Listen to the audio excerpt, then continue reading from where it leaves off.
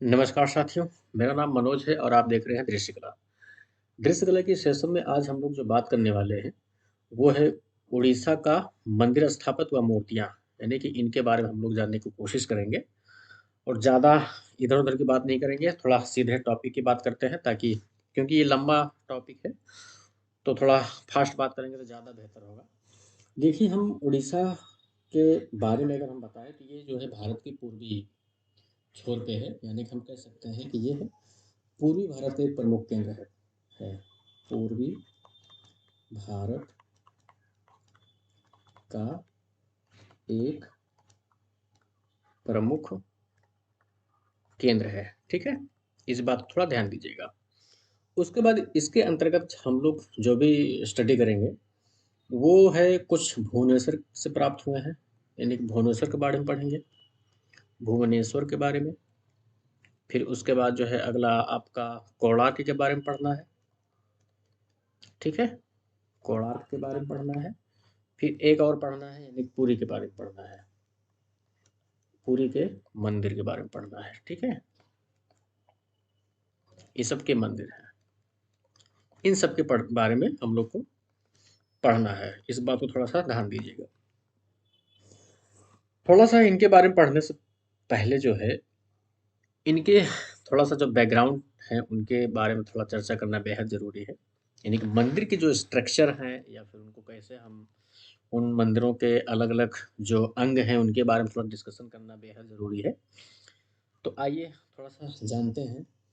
देखिए, ये जो प्राचीन कलिंग, एक नाम सुने होंगे, प्राचीन कलिंग देश को ही उड़ीसा नाम से जाना जाता था। इस बात को आप लोग जानते होंगे, इसलिए हम ज़्यादा यहाँ विशेष जिक्र नहीं कर रहे हैं। यानी कि कलिंग स्टाइल के जितने भी स्कल्पचर्स या टेम्पल्स हैं वो उड़ीसा क्षेत्र के ही हैं। यानी कि हम कह सकते हैं कि उड़ीसा क्षेत्र के जितने भी मंदिर हैं वो सब कलिंग शैली में है।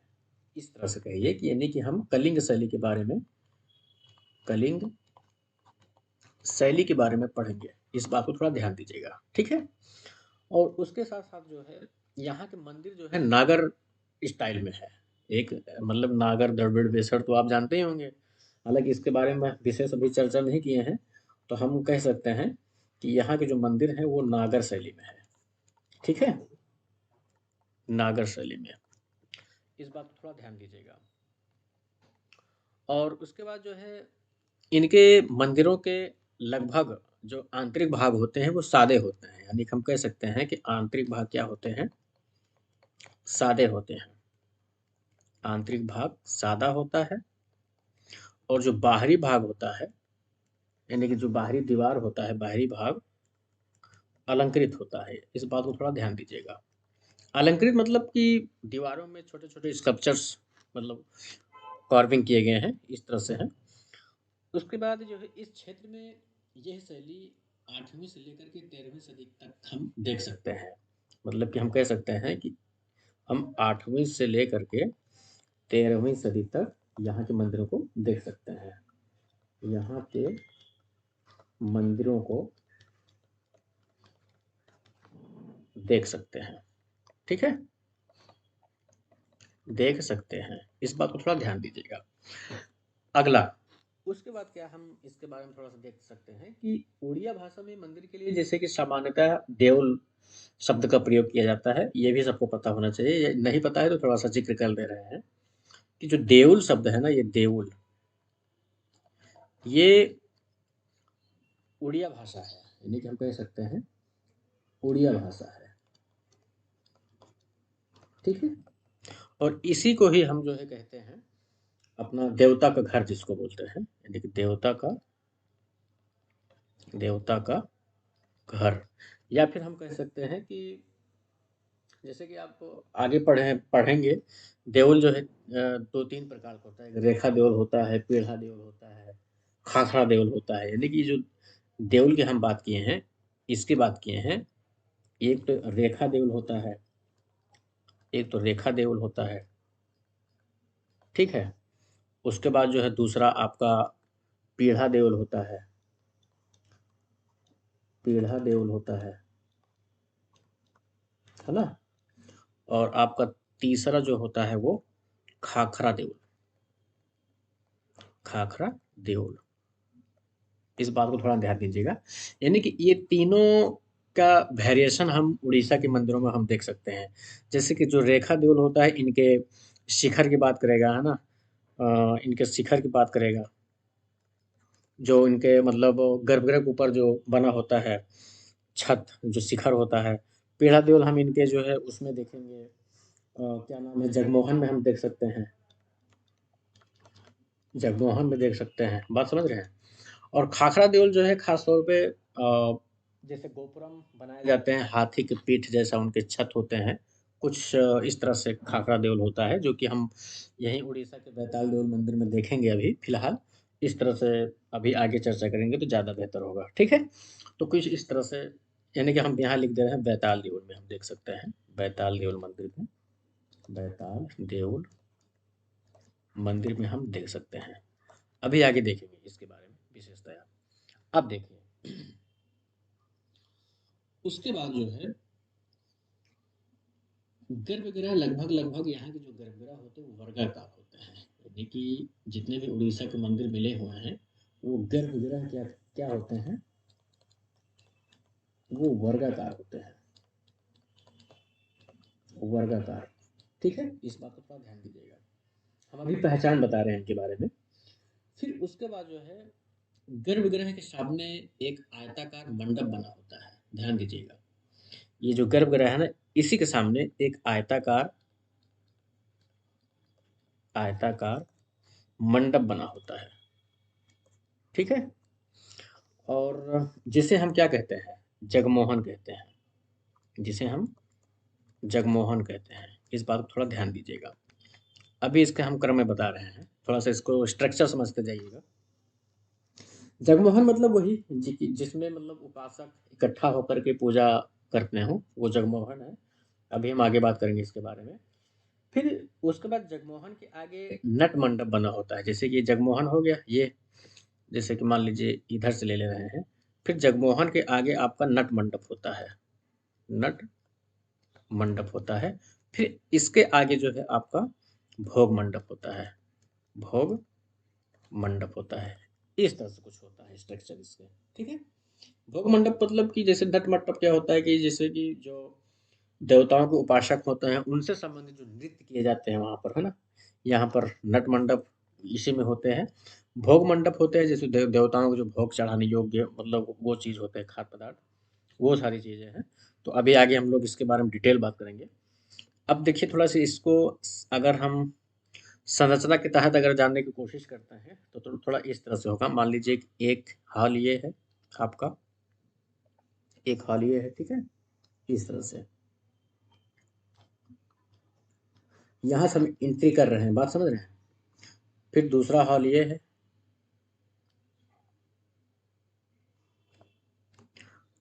तीसरा यहाँ हो जाएगा आपका, इस तरह से।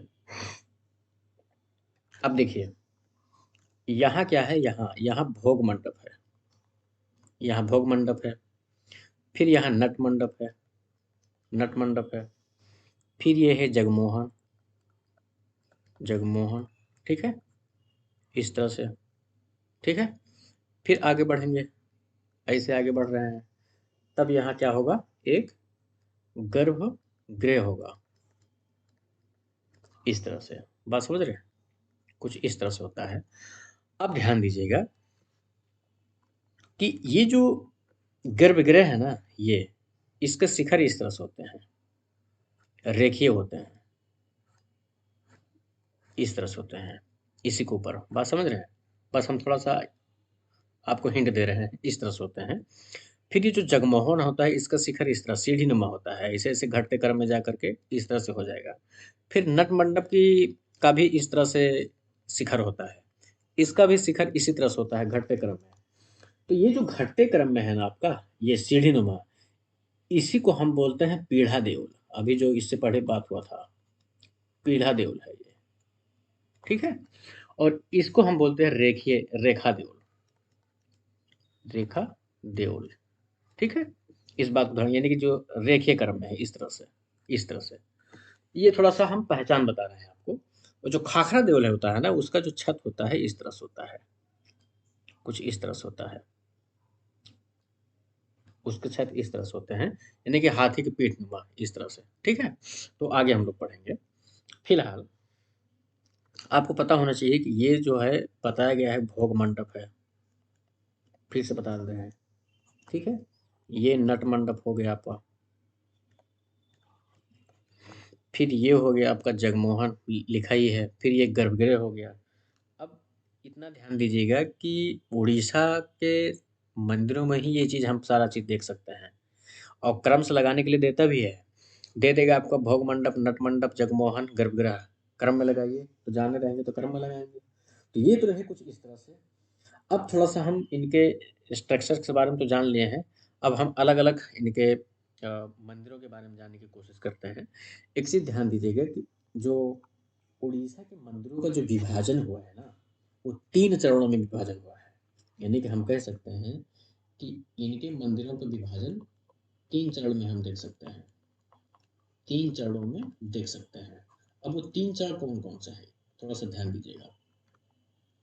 यानी कि प्रथम चरण,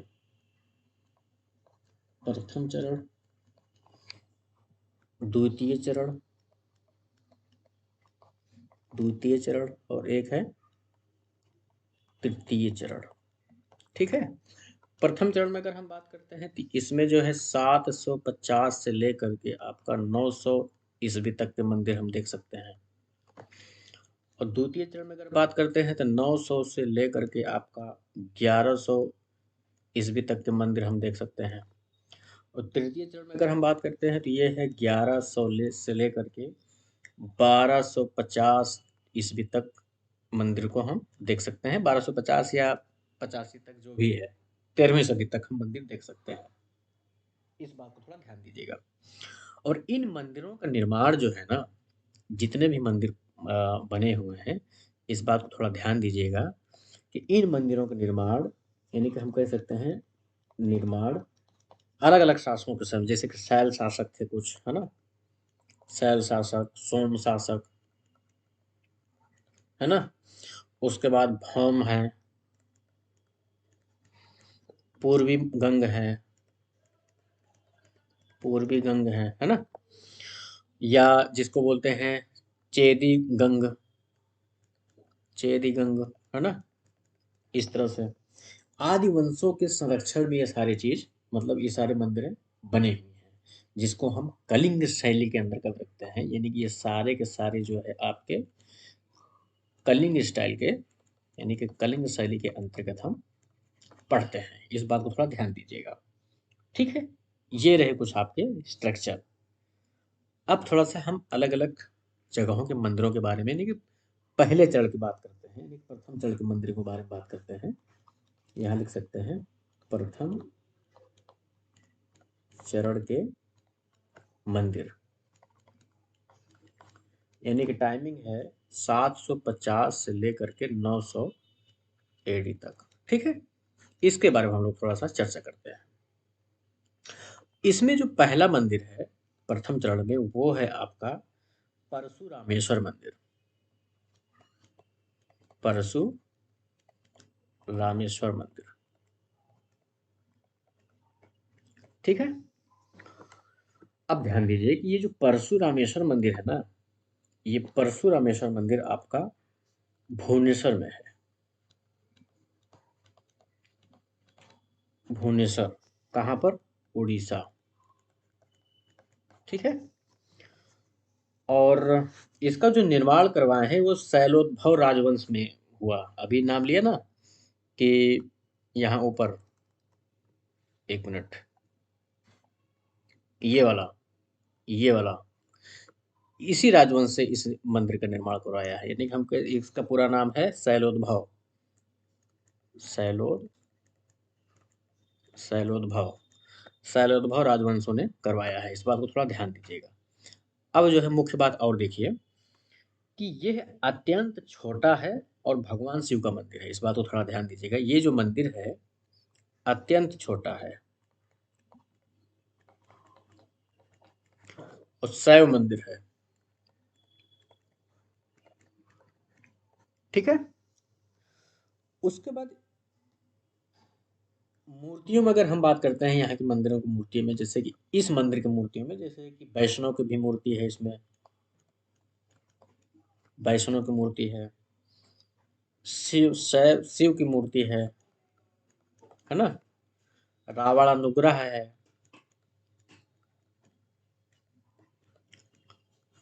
रावणानुग्रह है।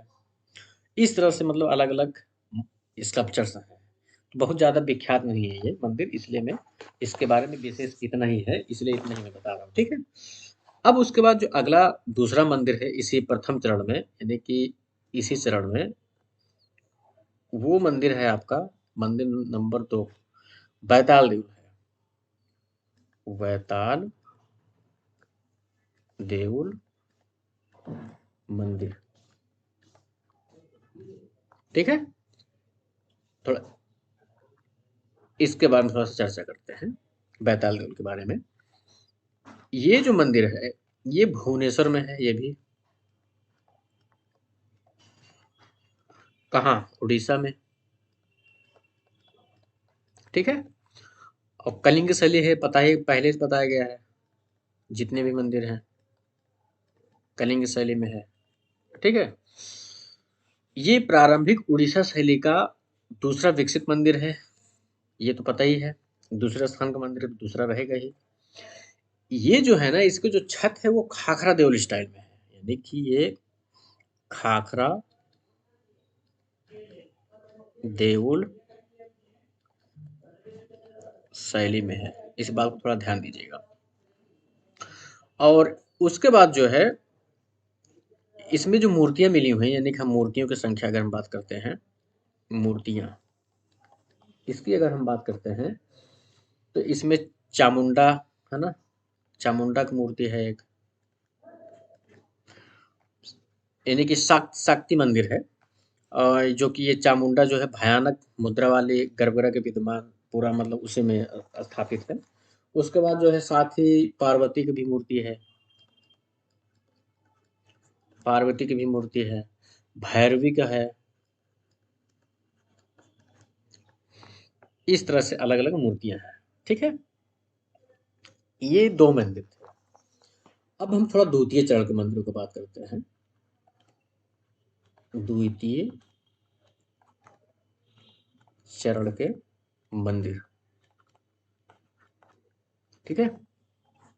इसके बारे में अगर हम बात करते हैं, यानी कि इसका जो समय है वो है 900 से लेकर के 1100 एडी तक, ध्यान दीजिएगा। इसमें जो पहला मंदिर है वो है आपका मुक्तेश्वर मंदिर, मुक्तेश्वर मंदिर, ठीक है। अब इस मुक्तेश्वर मंदिर के बारे में थोड़ा सा जानकारी होना चाहिए कि ये भी भुवनेश्वर में है, भुवनेश्वर, है ना, यानी कि उड़ीसा में। एक जिला है जिसका नाम है खुर्दा, खुर्दा जिला, कलिंग स्टाइल में है, ये है पता ही है। उसके बाद जो है इसका प्रवेश द्वार मेहराब द्वार, तोरण द्वार की तरह बना हुआ है, यानी कि जो प्रवेश द्वार है, प्रवेश द्वार मेहराब द्वार है,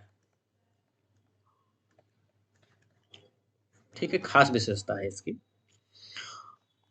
इसी मेहराब द्वार को इस मकर तोरण कहते हैं, मकर तोरण भी कहा जाता है इसको, ठीक है।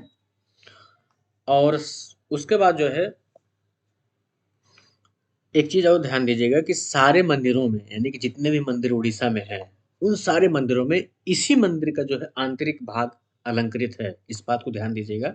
बाकी सारे मंदिरों में आंतरिक भाग अलंकृत नहीं है, वो सादा है, लेकिन जो बाहरी भाग है वो पूरा अलंकृत है। तो हम कह सकते हैं कि इसके आंतरिक भाग क्या है, अलंकृत है, आंतरिक भाग अलंकृत है, अलंकृत है, ठीक है। इस तरह से थोड़ा ध्यान दीजिएगा। अगर मूर्तियों की हम बात करते हैं, जैसे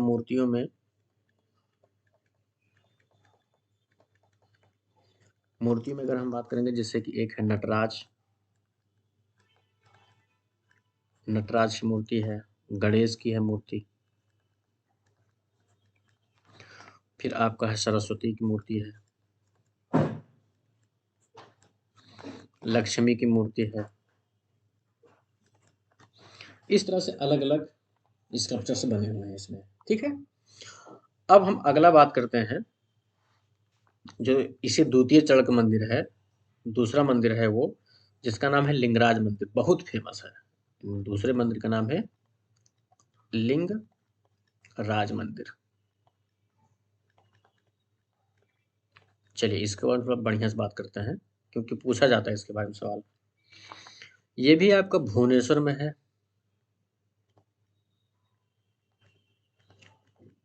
भुवनेश्वर में है, उड़ीसा में,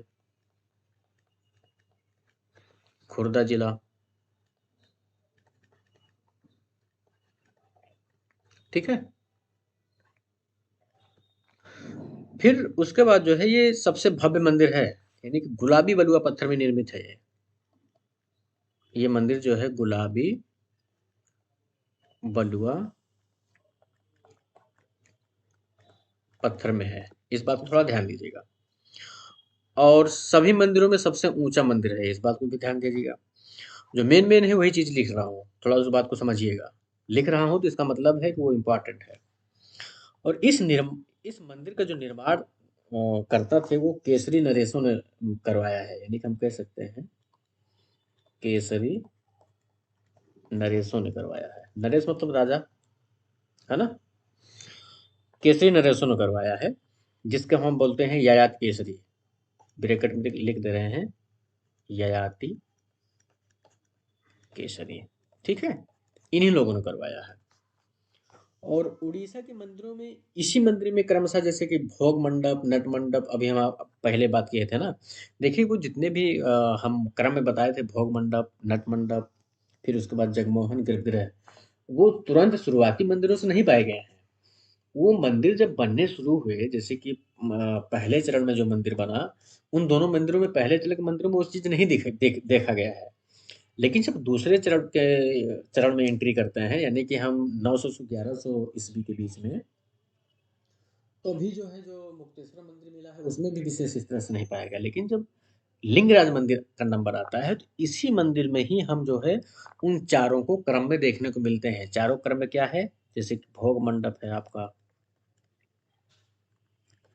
फिर उसके बाद जो है आपका नट मंडप है, बात समझ रहे हैं। उसके बाद जो है आपका, कहाँ गया, हाँ, ये जगमोहन है, ठीक है। फिर उसके बाद जो है गर्भगृह है, गर्भगृह है। तो इसी मंदिर में इन चारों को हम देख सकते हैं, थोड़ा ध्यान दीजिएगा। उसके बाद जो कि एक सीट में है ना। आप सबसे पहले जब एंट्री करेंगे तो भोग मंडप में एंट्री करेंगे। फिर उसके बाद वहां से आगे बढ़ेंगे, नट मंडप मिलेगा। फिर आगे बढ़ेंगे, जगमोहन मिलेगा। फिर आगे बढ़ेंगे तो गर्भगृह मिलेगा, ठीक है। अगर हम मूर्तियों में अगर हम बात करते हैं, जैसे मूर्तियों में मेन मेन मूर्तियों में यहाँ लिख दे रहे हैं मूर्तियाँ। इसमें अगर हम बात करते हैं, तो जैसे रामायण महाभारत के कुछ दृश्य हैं, रामायण और महाभारत के भी कुछ दृश्य उकेरे गए हैं, ठीक है। फिर उसके बाद जो है पांडवों का स्वर्गारोहण का भी दृश्य है, पांडवों का स्वर्गारोहण का भी दृश्य है, ठीक है। प्रेम पत्र लिखती एक नारी की मूर्ति है, बहुत इंपॉर्टेंट है ये वाला। प्रेम पत्र लिखती एक नारी का अंकन है, ठीक है। फिर है माता व शिशु की मूर्ति, ये भी बहुत इंपॉर्टेंट है। माता व शिशु,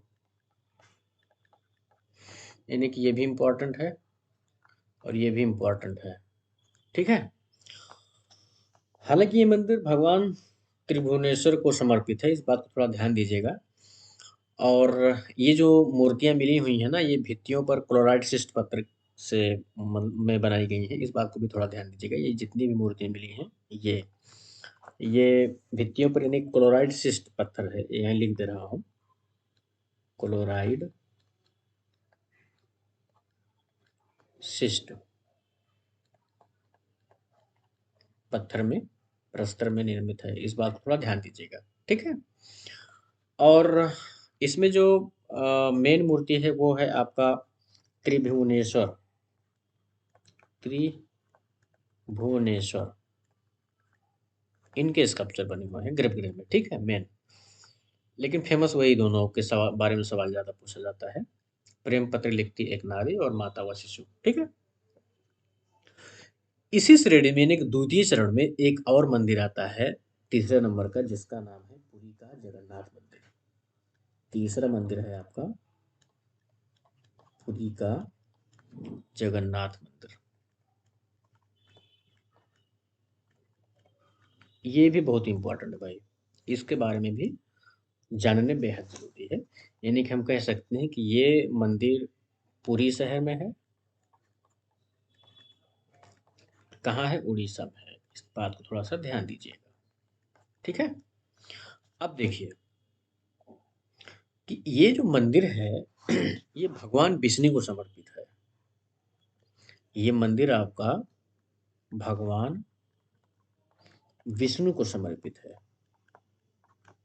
ठीक है, को समर्पित है। और इन्हीं को ही जैसे कि बोला जाता है कि भगवान जगन्नाथ को समर्पित है, या फिर यहाँ कॉमा कॉमा लगा के दे रहे हैं, जगन्नाथ कॉमा नहीं, जगन्नाथ को भी कहा जाता है, जगन्नाथ का मंदिर है ना, ये था है। और इस तरह से है जो कि वैष्णव धर्म से संबंधित है, यहाँ लिख दे रहे हैं, वैष्णव धर्म से संबंधित है, ठीक है। इसका निर्माण जो है आपका कलिंग राजा एक था जिसका नाम था अनंत वर्मन चेदीगंग, है ना, अनंत वर्मन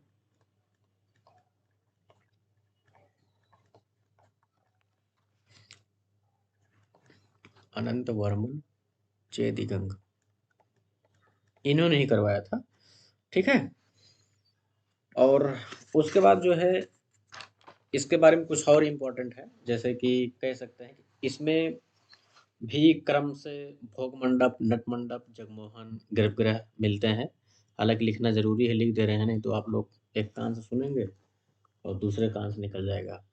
जैसे कि इसमें भी क्रम में देख सकते हैं, भोग मंडप, फिर है आपका नट मंडप, फिर आगे बढ़ेंगे तो जगमोहन हो जाएगा, फिर इससे आगे बढ़ेंगे तो आपका गर्भगृह, इस तरह से, ठीक है। और उसके बाद जो है ध्यान दीजिएगा एक चीज और, इसमें बौद्ध संप्रदाय से संबंधित भी स्कल्पचर्स मिले हुए हैं, और बता रहे हैं क्यों मिले हुए हैं। क्योंकि भगवान बुद्ध जो है आ, ये अवतार थे विष्णु के, है ना, नौवें अवतार थे, कौन से थे, नौवें अवतार थे आई थिंक। तो इसलिए जो है इसमें मिला हुआ है, भी बता रहे हैं। तो इसमें जो भगवान बुद्ध से संबंधित स्कल्पचर्स मिले, जैसे वज्रयान बौद्ध संप्रदाय का अंकन मिला है, हम कह सकते हैं वज्रयान बौद्ध संप्रदाय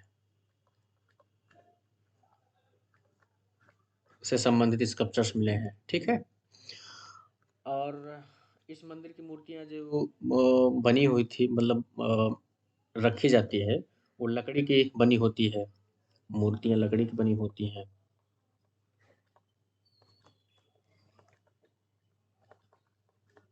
पूरी मूर्तियां नहीं, जो मेन मूर्ति होती है, और मेन मूर्ति में बता रहे हैं अभी क्या है। और ये जो लकड़ी की मूर्ति बनी होती है प्रतिवर्ष सागर में प्रवाहित की जाती है, इस बात को भी थोड़ा ध्यान दीजिएगा। प्रतिवर्ष हटा दिया जाता है, उसको पानी में फेंक दिया जाता है, यानी कि सागर में, प्रतिवर्ष सागर में प्रवाहित कर दिया जाता है, ठीक है। ये हो गया आपका। फिर जब प्रवाहित किया जाता है तो उन्हीं के स्थान पर नवीन मूर्ति लगाई जाती है, रखी जाती है। ठीक है, जैसे जैसे बोल रहे हैं वैसे वैसे लिखते जाइएगा, क्योंकि लिख रहे हैं तो थोड़ा सा आप लिखने के भरोसे पे जाएंगे तो थोड़ा दिक्कत हो जाएगा समझने में। अब उन मूर्तियों में जैसे कि हम अभी बोले थे ना लकड़ी की मूर्ति भाई कौन कौन सी थी, उन मूर्तियों में जैसे कि कृष्ण की मूर्ति इन्हीं इन्हीं को जगन्नाथ बोला जाता है ना। फिर इनके बड़े भाई बलराम, फिर इन्हीं की भगनी जिसका नाम था सुभद्रा। ये तीन फेमस मूर्तियां हैं जो कि ये किसमें निर्मित रहती हैं, लकड़ी में। ठीक है, इन्हीं की लकड़ी में, इस बात को थोड़ा ध्यान दीजिएगा। और इसी लकड़ी की मूर्ति को जो है कहाँ पर प्रवाहित किया जाता है, सागर में, इस बात को थोड़ा ध्यान दीजिएगा। ठीक है, जो कि सागर में प्रवाहित करके फिर हर साल जो है उस मूर्ति को बदल करके नया मूर्ति रखा जाता है। फिर दीवारों पर जो है भगवान विष्णु की तमाम अवतारों को उकेरा गया है। तमाम अवतारों में जैसे कि उसमें एक बुद्ध भी है, आते हैं, है ना। क्योंकि भगवान बुद्ध विष्णु के 9 अवतार थे, ये मैं पहले बताया है, तो ये इतना लिखने की जरूरत है नहीं। फिर उसके बाद जो है इसी मंदिर के ठीक सामने एक स्तंभ रखा गया है जिसका नाम है एकाश्म गरुड़ स्तंभ। यानी कि मंदिर के ठीक सामने, मंदिर के ठीक सामने गरुड़ एक गरुड़ एकाश्म स्तंभ। ठीक है, ये है, या फिर इसी को हम कह सकते हैं एकाश्म गरुड़ स्तंभ। ये जो है इसी मंदिर के ठीक सामने रखा गया है। और ये जो स्तंभ था ना, ये कहा जाता है कि सबसे पहले ये स्तंभ कोणार्क के सूर्य मंदिर में था, यानी उसी के पास वहीं से लाया गया है। इस बात को थोड़ा ध्यान दीजिएगा, पहले जो है ये कोणार्क में था, तो यहीं से जो है ये स्तंभ लाया गया है। इस बात को थोड़ा ध्यान दीजिएगा, आगे पढ़ेंगे अभी इसके बारे में। उसके बाद जो है ये तो रहे कुछ दूसरे चरण के मंदिर, 3 मंदिर थे। अब हम जो है थोड़ा सा इसके तीसरे चरण के मंदिर की बात करते हैं। तीसरे चरण का मंदिर, इसका जो समय है 1100 से लेकर के आपका 1250 है। ठीक है, इसमें हम देखते हैं कौन कौन से मंदिर आते हैं। पहला है आपका कोणार्क का सूर्य मंदिर। कोणार्क का सूर्य मंदिर, ठीक है, इसके बारे में थोड़ा सा चर्चा करते हैं। पता ही होना चाहिए कि ये उड़ीसा में है, उड़ीसा के बारे में ही पढ़ रहे हैं, पुरी शहर है, बात समझ रहे हैं। भुवनेश्वर के बगल में थोड़ा सा है ना, भुवनेश्वर लिख दे रहे हैं। ठीक है, अब थोड़ा ध्यान दीजिएगा इसके बारे में कि इसका जो निर्माण करता है ना, करता थे वो गंग शासक नरसिंह देव प्रथम थे। इसके निर्माण करता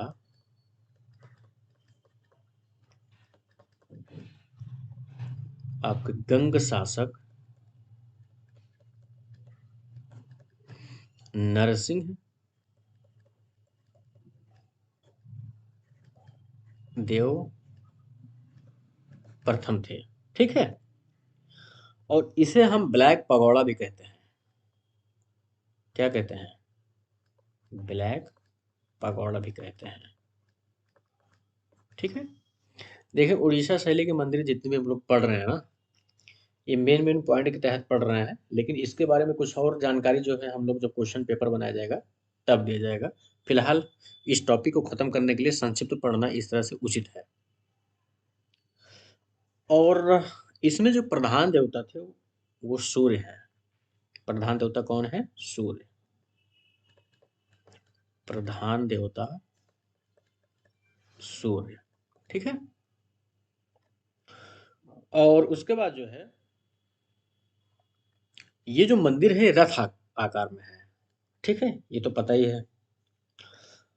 और दोनों तरफ जो है यानी कि 12 पहिए इधर है, 12 पहिए इधर है, यानी कि हम कह सकते हैं कि टोटल कुल 24 पहिए लगाए गए हैं इसमें। कुल 24 पहिया है, यानी कि हम कह सकते हैं 12 12 गुणे नहीं रहेगा, 12 12, ठीक है। इस बात को थोड़ा ध्यान दीजिएगा, यानी कि 12 एक तरफ है, 12 एक तरफ है, ठीक। कुल 24 पहिया है, पता ही है रथनुमा है। उसके बाद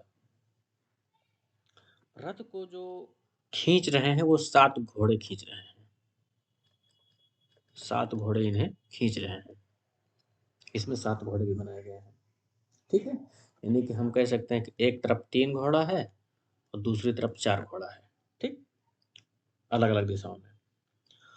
और इसका जो प्रत्येक पहिया है ना, 12 12 जो भी प्रत्येक पहिया है वो 10 फीट का पहिया है। इस बात को थोड़ा ध्यान दीजिएगा। और एक चीज, इसमें भी हम देखते हैं भोग मंडप, नट मंडप, जगमोहन गृह क्रम से, यानी कि हम भोग मंडप है ना, फिर आगे बढ़ेंगे तो नट मंडप, फिर आगे बढ़ेंगे तो जगमोहन, फिर आगे आगे बढ़ेंगे तो गर्भ गृह, ठीक है। इस तरह से है।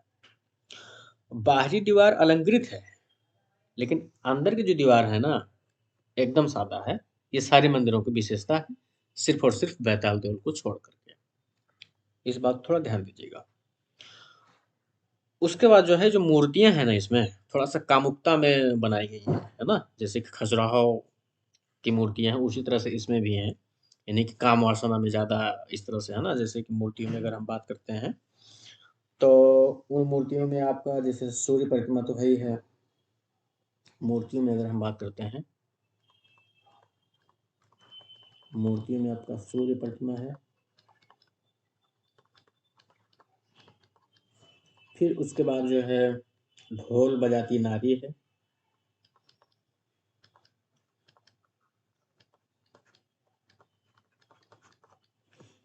प्रेमी युगल है, प्रेमी युगल, ठीक है। मिथुन है, प्रेमी युगल मिथुन वही मतलब जो आसमानी किस फिस करते रहते हैं उन्हीं की बात कर रहा है। मिथुन है, जिसे हॉलीवुड किस कहते हैं, ठीक है। इस तरह से अलग अलग है। अब उसके बाद जो है इसमें जो भी स्कल्पचर्स बने हुए हैं है ना, जितने भी ये स्कल्पचर्स आप देख रहे हैं, ये लेटेराइट, कोलोराइट, डोमोलाइट पत्थरों में बनी हुई है, यानी कि अलग अलग पत्थरों में है, यानी कि लेटेराइट, लेटेराइट, ठीक है, और क्लोराइट,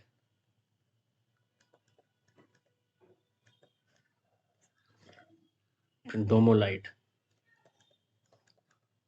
इन सब के बारे में आप लोग गूगल पे सर्च करिएगा, सारा डिटेल मिलेगा, ठीक है। इस सारे के सारे पत्थरों में बनाए गए हैं, इस तरह से अलग अलग नाम है, ठीक है। उसके बाद जो है अब थोड़ा सा कुछ और चीज़ें देख लेते हैं कि इसमें जो सूर्य प्रतिमा मिली हुई है, यानी कि जो सूर्य प्रतिमा ये है ये थोड़ा सा खंडित अवस्था में है, इस बात को थोड़ा ध्यान दीजिएगा, खंडित अवस्था में है।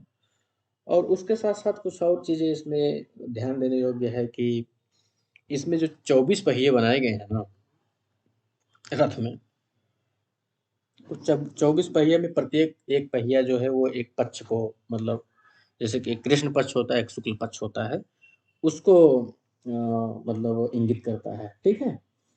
ये चीज़ हो गया आपका, जो कि बहुत कॉमन है, सारे लोग जानते हैं। और 7 घोड़ा प्रत्येक दिन को इस तरह से अलग अलग कहा जाता है कि उनके प्रतीक हैं।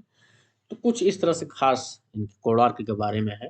फिर इसके अलावा तीसरे चरण के मंदिरों में अगर हम देखते हैं तो कुछ और मंदिर है, जैसे कि दूसरे नंबर का आपका जो बहुत ज़्यादा फेमस तो नहीं है लेकिन बता दे रहे हैं, जैसे कि अनंत वासुदेव मंदिर है आपका, है ना। अनंत वासुदेव मंदिर,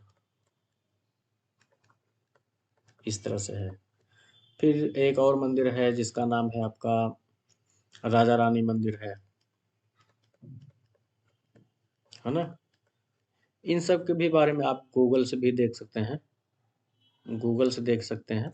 और बाकी इस तरह से कुछ है उड़ीसा शैली के मंदिरों में। देखिए थोड़ा-सा हम भी थक जाते हैं क्योंकि दिन भर पीएचडी का काम करना होता है। बाहर डाटा ढूँढना, फिर ये करना, फिर आते हैं तो थोड़ा-सा आप लोग का भी, है ना, डाटा कलेक्ट करके थोड़ा नोट्स बना कर के तब मैं यहाँ पर पेश करता हूँ। तो हौसला बनाए रखिएगा, थोड़ा साथ दीजिए, आप लोग का साथ की ज़रूरत है भाई, साथ भरपूर मिल नहीं रहा है, जो चीज़ साथ चाहिए। हालाँकि हम अपना डायरी तो पूरा करेंगे ही, लेकिन थोड़ा-सा अगर आप लोग कोशिश करेंगे, पुश करेंगे तो शायद बेहतर काम किया जा सकता है ऑनलाइन क्लासेस में।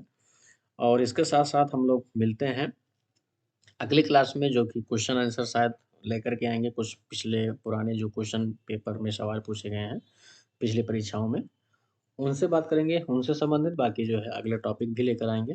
फिर धीरे-धीरे हमें लगता है कि हम लोग मॉडर्न की तरफ बढ़ेंगे तो ज़्यादा बेहतर होगा, फिर कंटेम्परेरी के बारे में पढ़ेंगे तथ्य के साथ में। ठीक है, इसी के साथ हम लोग मिलते हैं। धन्यवाद।